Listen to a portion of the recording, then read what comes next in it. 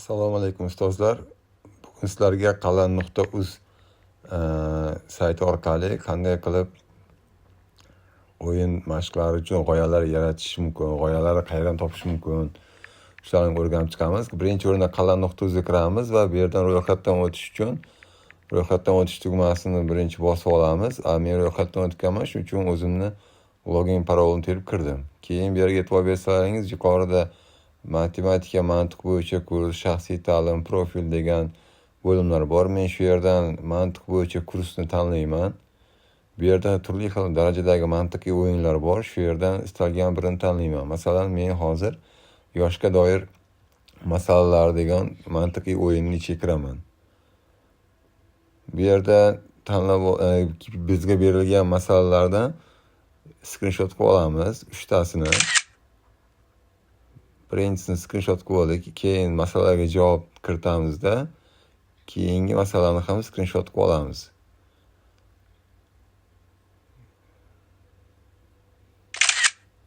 Keyin buni ham javobini kiritamizda, 3-masalani screenshot qilib olamiz. Bu masalalarni olishdan maqsad, screenshot qilishdan maqsad shu g'oyalarni men o'zimni yangi o'yinimni sinab ko'rmoqchiman. Demak, 3 rasmni screenshot qilib oldim. Keyin o'yindan chiqamizda, bu yerdan chiqamizda galereyaga kiramiz.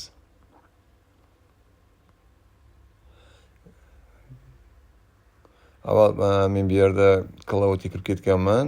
Rasm yuklamoqchi bo'lsam, screenshotimda unisi yaxshi emas, nima desa bo'ladi.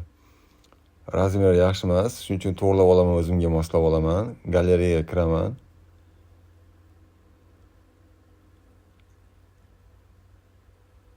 Galereyadagi boyagi screenshot qilingan rasmlarni men nastroykasidan kesib olaman o'zimning kerakli joyini. Образать degan joyga kirib, rasmni kesib olaman. Boyagi 3 ta rasmimizda. Kerakli joygacha, qolgan qismi kerak emas.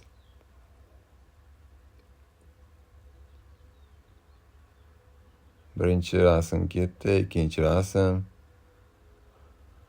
Shu tariqa uchala rasmni ham kesib olishimiz kerak, kerakli joygacha. Boshqa mantiqiy o'yinlarni ham xuddi shunday qilib, ulardan g'oyasidan foydalanib, g'oyani o'g'irlab, o'yinni emas, g'oyani o'g'irlab, yangi o'yin yaratishingiz mumkin bo'ladi o'zingiz ham. Bularni to'g'rilab olgandan keyin endi cloudga qaytaman. Boyagi plus tugmasini bosib, rasmlarni joylashtiraman. Uchalasini ham. Keyin quyidagi prompt, ya'ni buyruqni yozib, men o'yin mashqimni to'g'rilab olishim mumkin o'zimga moslab. Demak, yozilayotgan buyruqqa e'tibor berasizlar.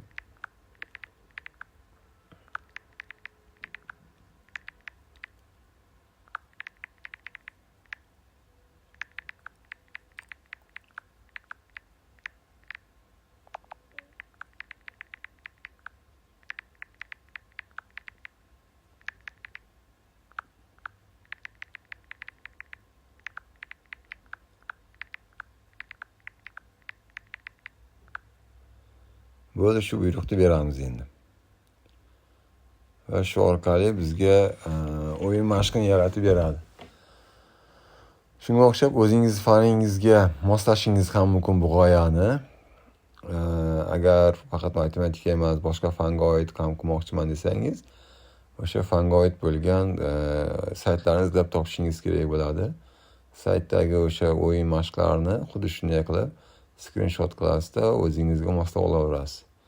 Shu tariqa tayyor qilib olishingiz mumkin o'zingizga. Ozroq kutamiz, hozir o'yinni tayyorlab berishini, natijani ko'rishimiz kerak.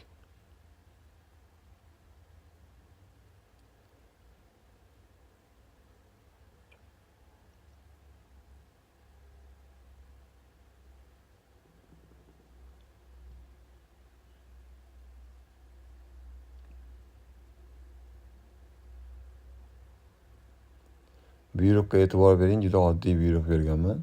Murakkab buyruq qilganim yo'q.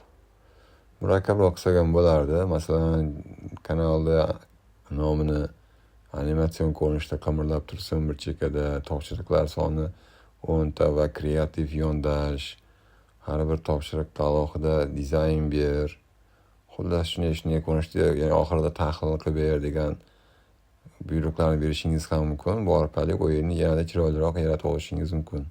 Men bu yerda o'yin yaratishda emas, shunchaki g'oyani qanday qilib moslashtirishni o'rgatyapman.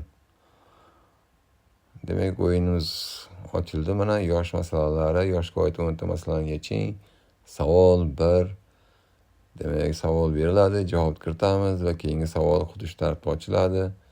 Tepadagi 1 dan 10 gachaning 10 ta mashq va yulduzchasi turibdi. Yulduzcha nechta savolga javob topganingiz haqida ma'lumot beradi. Shunga oid masalalarni, o'yinlarni o'zingiz ham bemalol yarata olasiz. Shu tariqa bugungi darsimiz ham, mana 7-darsimiz ham tayyor bo'ldi. Diqqat bilan ko'rib, kuzatib, o'zingiz ham tayyorlashingiz mumkin.